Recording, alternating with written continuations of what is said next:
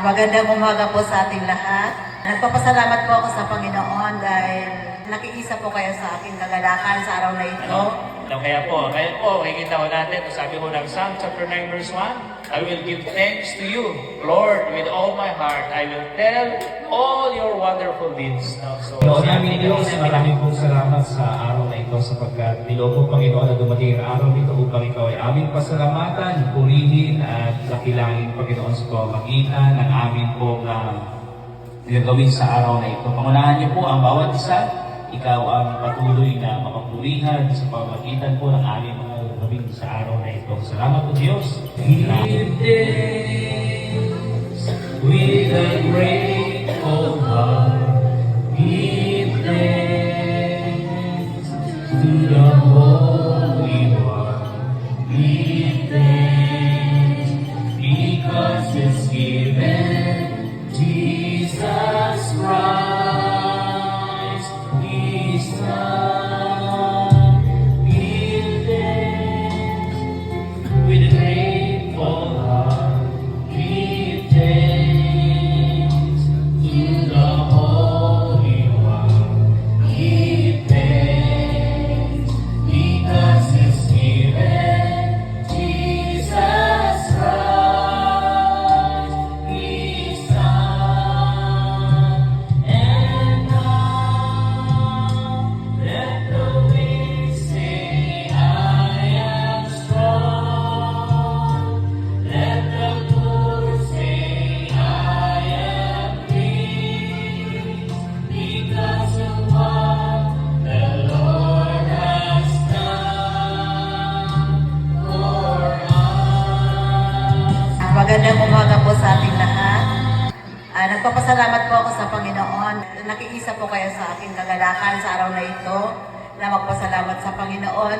Dahil kung ano man po nakikita nyo, lahat ng mayroon ako, ito po'y kinikilala kong galing sa Diyos. Ako po'y katiwala lamang sa lahat ng ito. Ito po'y pag-aari ng Diyos. Pag-alak po ako na dito po kayo lahat, yung aming mga borders.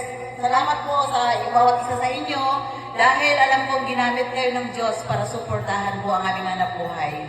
Nagbabalik pa sa salamat po ako sa Panginoon at sa inyo dahil isa po kayong ginamit ng Diyos para masuportahan po ang aming anak buhay. Year 2007, noong may dumating pong malaking dilubyo sa buhay ko, talaga pong super sakit. Hindi ko po alam kung saan ko ilagay ang sarili ko sa sakit na nararamdaman ko nung mga panahon na yun. Hindi ko po nakayanan, kaya nagpasya po ako na yung bahay namin sa Tobra, ibinta ko na lang at magpakalayo-layo na po ako. Ang masakit po, lumayo ako sa pamilya ko, lumayo rin po ako sa Panginoon. Yun po ang pinakamasakit na buhay na naranasan ko. Yung maging malayo sa Diyos. Nabuhay po ako ng malayo sa Diyos. Hindi ko po talaga alam noon kung saan ako pupunta. Parang namuhay ako ng walang direksyon. Kung baga pa sa sumasakay sa bangka, sagwan ako ng sagwan na hindi ko alam kung saan ako pupunta. Kaya subalit salamat po sa Panginoon sa katapatan niya, sa pagmamahal niya sa akin, dahil nanatili ko ang kanyang kamay na inabot ako. Noon po na isumpa ko na, sabi ko, ayaw ko na umibig pang muli. Parang pare-pareho na yung tingin ko sa mga lalaki. Pero po, nung panahon na yun ay dumating, lalaki sa buhay ko na muling nagpatibok ng puso ko. At yung lalaki po na yun ay lalaking totoong pinahalagaan ako, minahal ako, at naging supportive po sa lahat ng mga pangarap ko. Salamat naroon ang kamay ng Diyos, ang katapatan ng Diyos na inabot ako at binigyan ako ng bagong pamilya. At isa pa pong blessings na kinikilala ko na nadagdagan ng aking anak na si Joshua. Nadagdagan ko ng 3. Dahil sa kanila, nagkaroon po ako ng bagong pamilya. Pamilya po na masaya. Dahil po sa mga anak namin, doon ko po naranasan na mayroon po akong pamilyang buo. Kaya salamat po sa Panginoon sa blessings ng mga anak namin na binigay sa amin. Pinapasalamatan ko po sa Diyos ang lahat dahil sa pagmamahal ng Diyos sa akin at binigyan ako ng mabait na asawa at na anak. At simula po kami magsawang mag-asawa, nagsumika po kami talaga sa abot ng aming makakaya. Sikap, sipag, gusto ko pong mamuhay ng maayos at marangal sa marangal na pagkakakitaan. Nagtulungan po kami mag-asawa. Siguro po walang maniwala sa inyo, bago po ako makatikim ng Stephen, grade 4 na po ako. Nag-aaral po ako mula grade 1 nakapaa. Doon ko po nakita na pag wala pala ang Panginoon sa buhay natin, kahit anong gawing pagsisikap natin, walang mangyayari. Lahat po ng sinimula namin negosyo, bagsak. Kaya po ng panahon na yon, doon po ako nagsimulang lumapit sa Panginoon. Doon po ako tumawag sa Panginoon, Lord, sakluluan mo na po ako. Hindi ko na po alam kung ano pang gagawin ko. At nagmakaawa, napatawarin ako sa mga kasalanan ko. At sumuko talaga ako sa Panginoon, umiyak ako. Hanggang nireveal ng Panginoon, minaalala sa akin ng Panginoon na kailangan kong bumalik sa aking sariling lugar na pinagmulan. Kaya noon po, naisipan ko pong tawagan ang pinsan ko. Saan ka ba, Ate Merla? Anong nangyari sa iyo? Bakit tumayo ka na dito sa atin? Sabi niya, bumalik ka at bibigyan kita ng trabaho. Dating dito sa Palawan, back to zero po kami. Nakitira kami sa pamangkin po si Joel, si Nini. Salamat sa Panginoon dahil isa rin silang ginamit ng Diyos na nagpatuloy sa amin ng mga panahon. Kaya salamat talaga sa pinsan kong yun.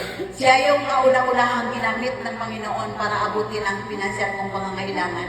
Kaya po hindi ko makakalimutan ng tulong na ginawa niya sa akin.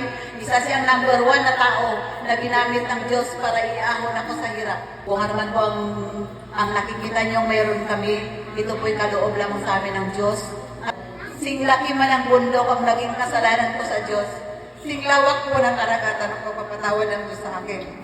At naramdaman ko po na kahit kailan hindi ako pinabayaan ng Diyos, hindi niya ako iniwan. Kung lahat ng mayroon ako ngayon dahil sa Kanya, maging ang aking buhay, yan ay mula sa Kanya. Kaya pinapasalamatan ko po talaga ang Panginoon. Tuluot po talaga, manampalataya lang tayo sa Panginoon, manalig lang tayo sa Panginoon, huwag lang tayong bumitaw sa Panginoon. Talagang may magandang plano ang Diyos sa bawat isa sa atin. Kaya salamat po sa Panginoon ko po ibinabalik lahat ng pinakamataas na pasasalamat at papuri sa lahat ng mayroon kami na po sa araw na ito. Purihin po ang Panginoon. Ngayong Thanksgiving, sabi ko nga, dalawa lang yung gustong i-share na ipagpasalamat natin ngayon ay yung mga kakayanan, mga abilidad na binigay sa atin ng Panginoon. All the gifts, abilities, talents, the ability to acquire wealth, the ability to produce wealth. Sabi po sa Deuteronomy chapter 8 verse 18. Yan. Subalit alalahanin ninyo na ang Panginoon ng inyong Diyos ang siyang nagbigay sa inyo ng kakayahang maging mayaman.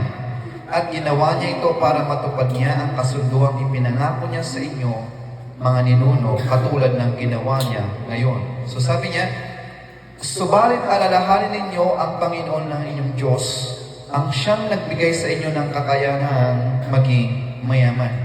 Remember the Lord your God, who gave you the ability to produce wealth. Because Moses is reminding the Israelites na ito, papasok na kayo sa pinangakong the promised land, pinangako sa inyo ng Diyos, sabi niya. At doon sa promised land na yun, papayamanin kayo ng Diyos. Di ba? Flowing with milk and honey yung lugar na yun. Gaganda ang inyong hanap buhay. Dadami ang iyong mga alagang hayop, sabi niya. No, dadami ang iyong mga pamilya. Lalawak ang iyong mga territory. You will be blessed. Yayaman kayo, sabi niya.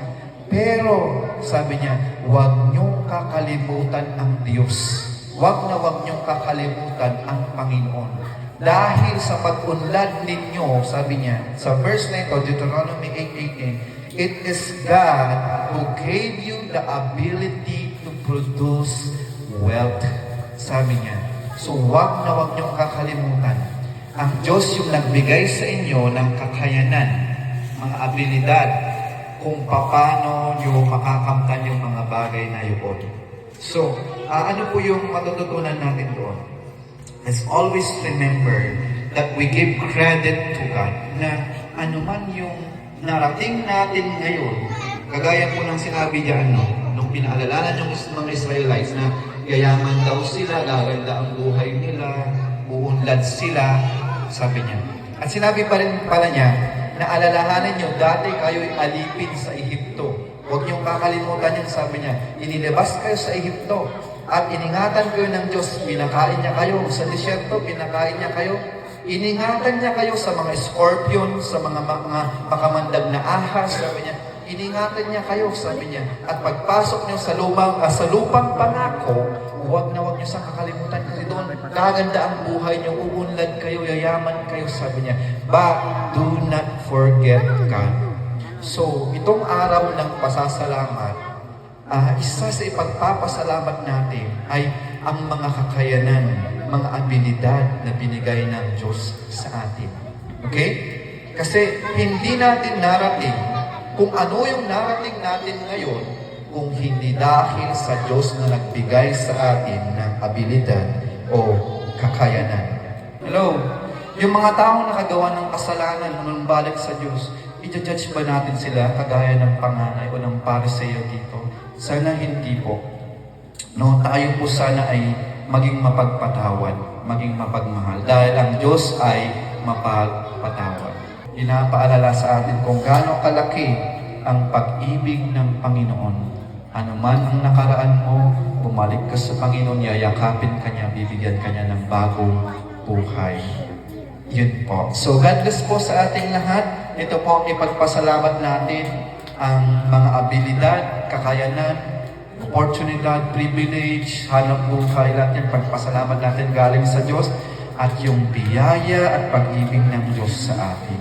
So, magandang umaga po. Salamat po. God bless po sa ating lahat. Salamat po sa Panginoon. Nakita ko na po dito yung pinsan ko na dumating. Siya po yung sinasabi ko kanina na kauna-unahang ginamit ng Diyos para maging kamay ng Diyos upang abutin kami pagpalain. Siya po yung naging kamay ng Diyos para sa amin dahil dumating po kami dito sa Coron na talagang zero. Nag-start kami, back to zero talaga. Salamat kay Madam Maning Minyong. Nandito siya ngayon. Araw sa inyong lahat. Karamihan po dito, mga kaanak namin, nakilala, kaibigan, at mga espesyal na panauhin natin lahat yung malapit sa puso ni Ate Merla. So, yun lang. May share ko lang sa inyo, sabi ni Ate Merla, para magkaroon ng blessing house niya, invite niya. So, ako naman po natutuwa ako para Ate Merla sa kanyang successful. Kasi nung dumating nga siya sa Coron, hindi naman zero Ate Merla. Alam mo naman ikaw, masyado kang panahon girl. Bale, natutuwa talaga ako kay Ate Merla. Share ko lang yung dahil siguro talaga nangunguna sa puso niya yung Panginoon.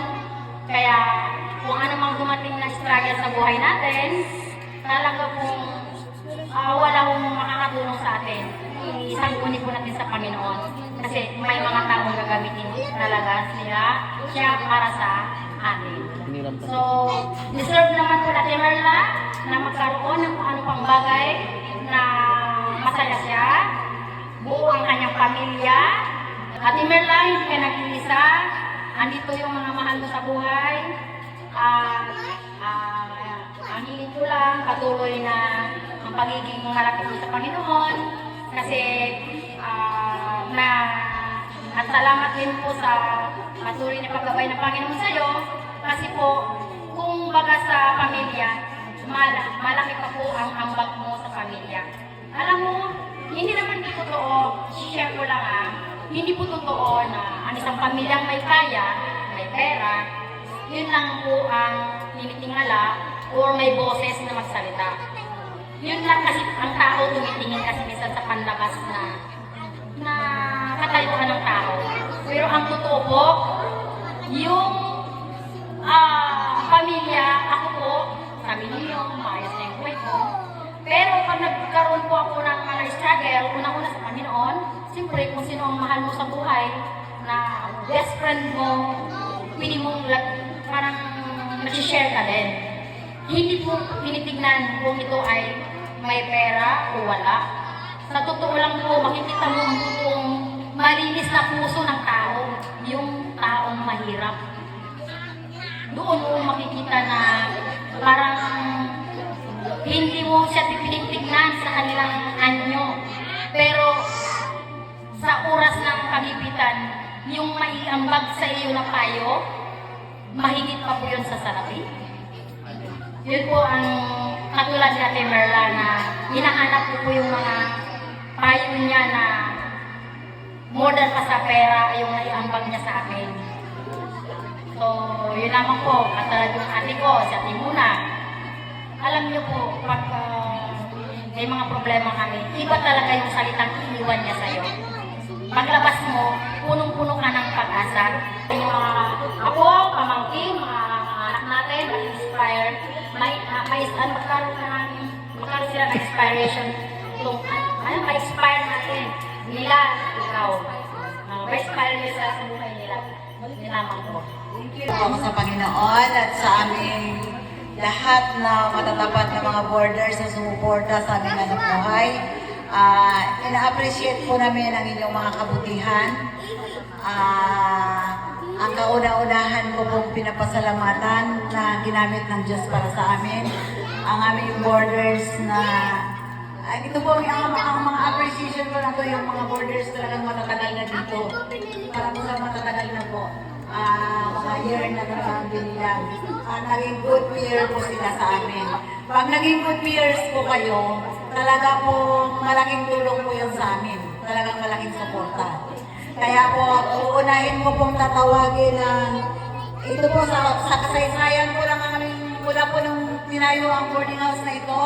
Sa kasaysayan po ng boarding house, ito lang po yung borders na nakapag-deposit sa amin ng 6-month deposit. Kaya malaking bagay po yun. Kinikilala po namin na malaking tulong yun sa amin. Malaking tulong po na mula sa Diyos. Ginamit po sila. At una po pong tatawagin. Certificate of Appreciation. This certificate is proudly present to Harold Ramos. Yeah. This certificate is awarded to Mr. Harold Ramos in recognition for their good records as a tenant. Your consistent and timely rent payments have made a significant positive impact and upkeep of our property. We deeply appreciate your reliability and respect for our agreement. Thank you for being good model residents. Honor, Merla Pintura, and Henry B. Pintora. Ayan, isa na si Mr. Harold Ramos. Ayan, picture. Ito yung iyong certificate. Ayan. Picture mo na picture. At yung pangalawa po ay ito po yung borders namin. Ay, parang hindi ko siya nakita dito eh. Ito po yung borders namin na kahit kailan. Sino kaya nakakita ko wala dito? Ako na lang. Sayangin. Sige lang, okay lang po. Basahin mo lang po. Ito po yung borders namin na kahit minsan wala nang dumating siya dito sa bahay, hindi ko po narinig na nagreklamo. Kahit na nakikita ko minsan tumutuloy yung bahay niya, nakakaawa, pero nagtiis po siya. Talagang matiis siya, walang reklamo. At good peer po talaga siya. Ito po ay si Miss Chenoro Datan. Sinoro na tang Certificate of Appreciation. Yan. The certificate is Siguro, 100%. wala nang kakilala dito. Ito po si Payang. Si Payang po ito. Si Ano niya, Bayang. picture mo. Si Miss Bayang. Si Payang. Tatlo po ay, ito po ang borders na to ay Mukhang tag-iisang bilyon ang laman ito. ito po yung borders na to ay baguhan lang po, hindi ba masyadong nagtatagal dito. Pero nakita ko po talagang napaka-supportive niyang borders. Hindi rin siya mareklamo. At napaka-good peer niya, lagi siyang advance. Hindi pa po dumarating ang Judith niya, nagbabayad na po siya. Kaya purihin po ang Panginoon sa pagbibigay niya sa amin ng borders na si Miss Marilyn Tubasis. Yan. Their certificate of Marilyn appreciation Tubasis. is awarded to Miss Marilyn Tubasis. Yan. Mr. and Mrs. Sadrak Hardin. Arby. Ito po ay napaka-good peer din na borders. Mr. and Mrs. Sadrak Hardin. Yan. Certificate of appreciation. This certificate is proudly present to Sadrak Arby. Yan. Naging isa lang po ang nakita kong ganito. Pumasok po siya sa kwarto ay talaga napakapangit na kwarto. Okay, you dyan. Napakabutik, maraming basura, marumi, At hindi ko po alam kung paano niya po pinaganda. At nakita ko po laging maayos ang palibot niya, laging malinis ang kwarto niya, kaya ina-appreciate ko po ang kanyang pagiging malinis. Ay, ito po ay nag-iisa lang po ito. Ito po ay kay Mrs. Regine Pajikulay. Special award is the village of Private Presento, Region Pahigulay. Pahigulay ba talaga ito? Ano to?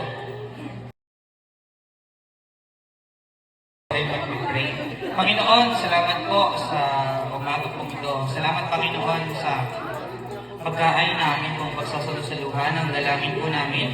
Ito po ay ninyo pong linisin at pagpalain, Panginoon, at maging kabusugan po ng aming po mga physical na katawan. Salamat, Panginoon, sa nag-prepare po nito, ang dalangin po namin. Kayo po ang magbalik ng pagpapalang ito ng siksik, liglig at umaapaw. Lord, salamat po sa fellowship po of extension na meron po kami, and we ask for your presence and guidance as we continue to eat this food, Panginoon. Salamat po sa lahat ng kalagnatin at kapurihan sa pangalan ni Jesus. Amen.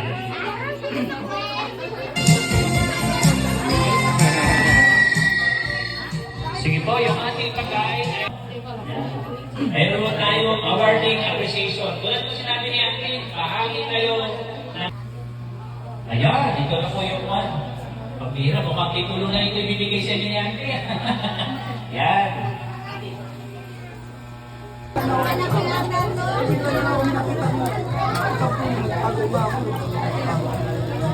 Nagkakabilangan na po.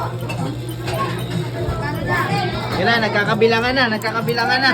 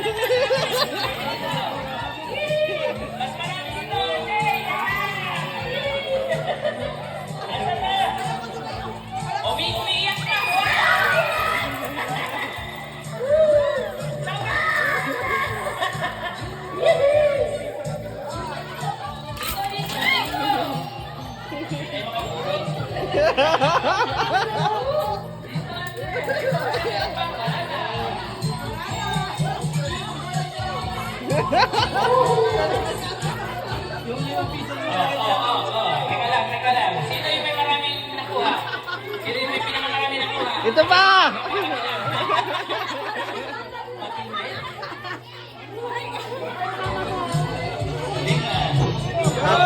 Okay lang na makinawak po ako. Sorry, ganyan lang. Okay lang, wait lang. Ay,